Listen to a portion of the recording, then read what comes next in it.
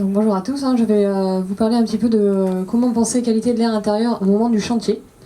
Et notamment, je vais vous présenter donc, le programme Ishakai, impact de la phase chantier donc, sur la qualité de l'air intérieur. Ce programme Ishakai, c'est un programme de recherche qui a été cofinancé par l'ADEME dans le cadre du programme Cortea et qui regroupe un certain nombre d'acteurs sur ce sujet de qualité de l'air intérieur. Donc ce projet de recherche, comment il s'est déroulé? Donc la première étape, ça a été d'enquêter sur ce qu'on savait déjà sur la qualité de l'air intérieur donc en phase chantier. Puis un certain nombre de mesures ont été faites sur des chantiers, donc sur 2 chantiers ligériens. Ces mesures-là ont permis d'identifier les bonnes et les mauvaises pratiques en chantier pour améliorer la qualité de l'air intérieur donc en exploitation. Et de créer un certain nombre de guides et d'outils à destination des professionnels pour nous améliorer petit à petit et diffuser l'ensemble de ces produits aux professionnels. Donc qu'est-ce qu'on a gagné, quels sont les enseignements de ce programme Ishakai?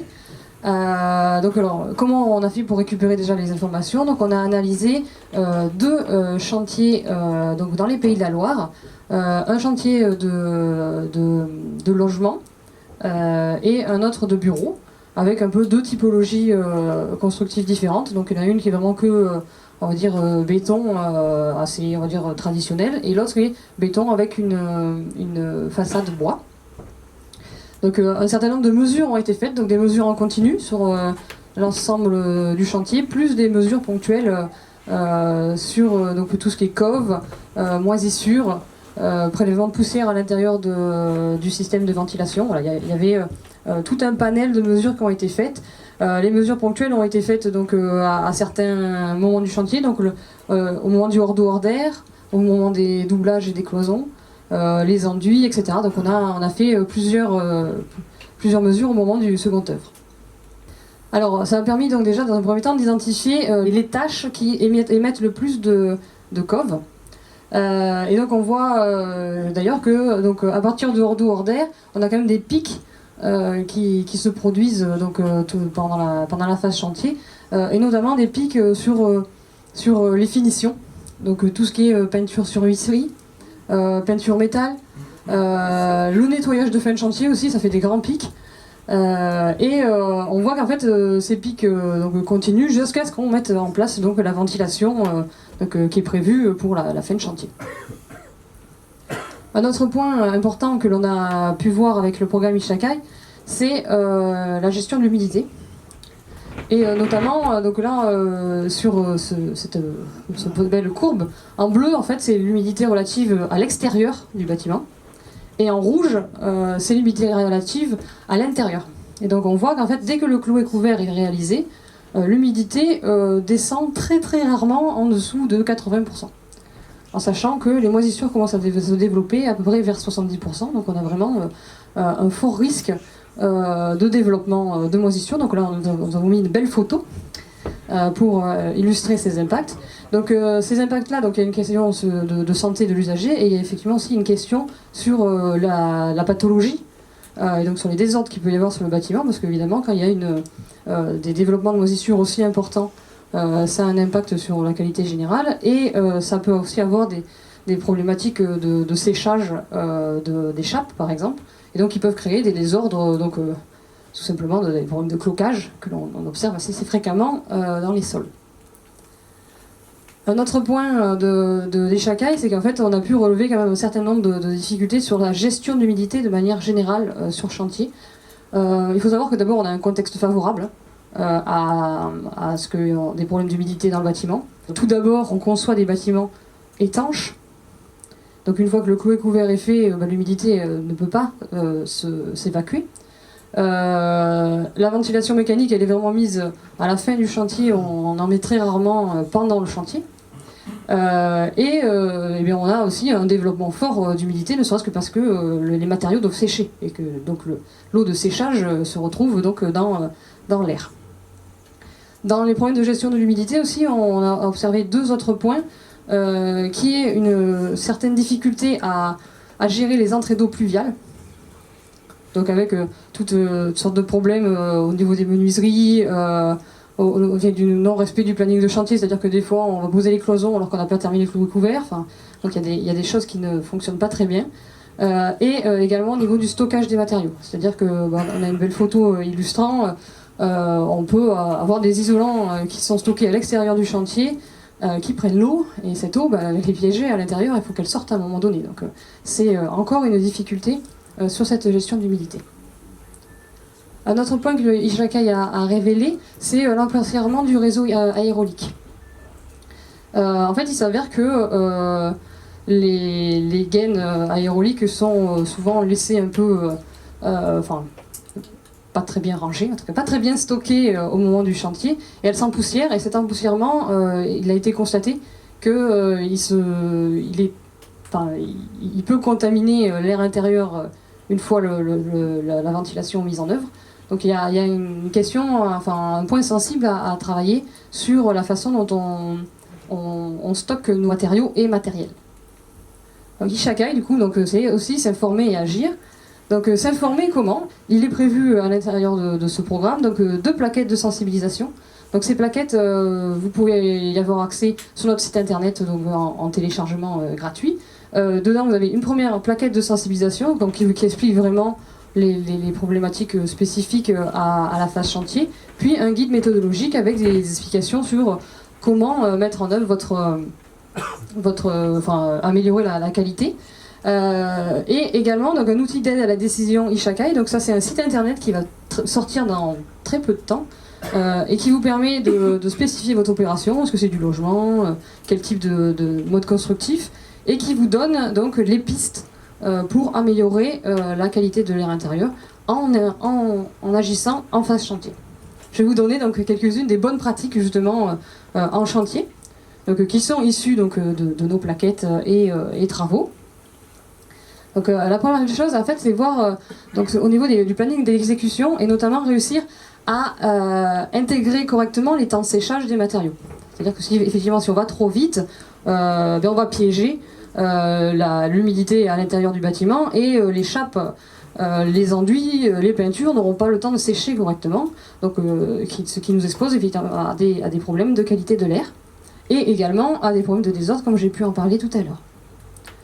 Un autre point dans le planning d'exécution, c'est vraiment de prévoir l'aération ou une ventilation de chantier. Donc selon chaque chantier, on peut mettre juste une aération si par exemple notre chantier le second œuvre est en train d'être réalisé plutôt au printemps ou en été, donc c'est quelque chose qui peut être fait. Mais si on a un chantier en hiver, mettre en place une ventilation de chantier permet d'évacuer cette humidité supplémentaire que nous avons au moment du second œuvre. En termes de planning, il est préconisé également de prévoir un temps d'immobilisation en fin de chantier. Donc ce temps d'immobilisation, pourquoi?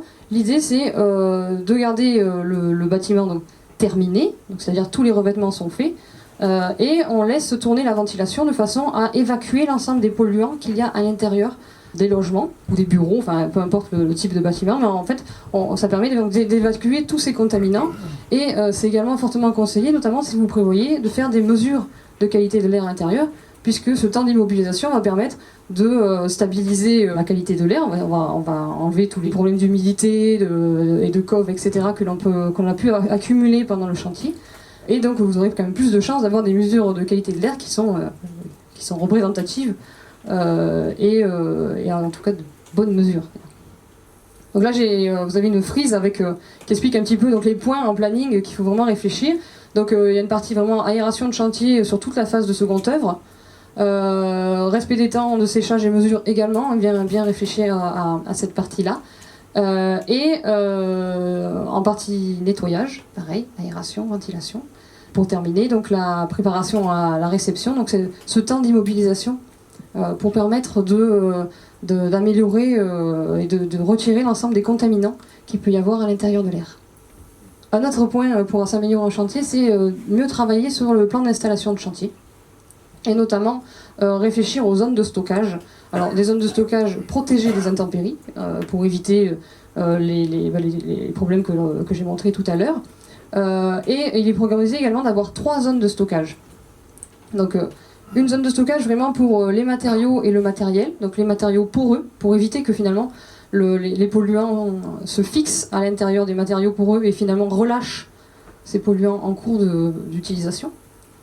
Une zone de stockage après vraiment pour tout ce qui est produits émissifs et les zones donc, de mélange. Cette zone de stockage, il faut qu'elle soit aérée parce qu'effectivement sinon c'est les travailleurs qui sont fortement exposés, donc il faut penser à bien aérer cette zone-là. Et ensuite une zone de découpe, si c'est possible, à l'extérieur, de façon à éviter de polluer. Par exemple, si on découpe une plaque de plâtre devant les plaques de plâtre propres, on va forcément polluer l'ensemble des choses des produits stockés. Donc voilà, l'idée c'est de limiter la contamination d'un produit sur l'autre.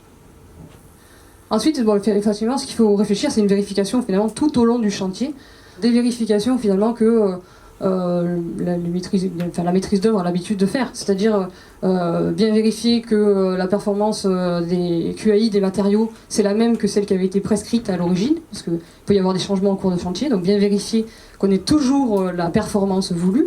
Également bien gérer tout ce qui est plan d'exécution des ouvrages et notamment en ventilation, donc être sûr que ça respecte les normes en vigueur et également ce qui avait été prévu en phase conception. Et après, il y a des points spécifiques à regarder, notamment tout ce qui est vérification du point de rosée pour éviter la condensation à l'intérieur du bâtiment, à l'intérieur de la paroi, pardon.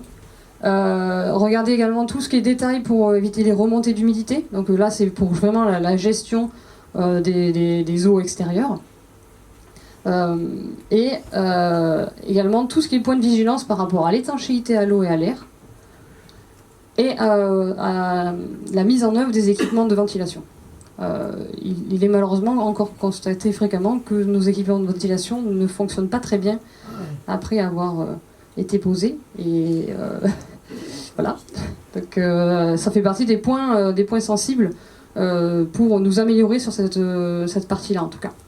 Un autre point, c'est forcément, on propose de faire des mesures donc, de qualité de l'air intérieur lors du temps d'immobilisation, de façon à vérifier que finalement ce que nous avons posé respecte les exigences voulues. Ça peut être aussi des mesures en cours de chantier, par exemple, donc là vous avez un exemple de mesure du taux d'humidité des bois, donc ça peut être pour toutes sortes de matériaux, mais ça permet de refuser peut-être des matériaux qui ne seraient pas de la qualité voulue, du fait que par exemple on l'a exposé aux intempéries ou à tout autre problème qui peut arriver sur un chantier. On ne maîtrise pas forcément tout sur un chantier. Voilà, merci de votre attention.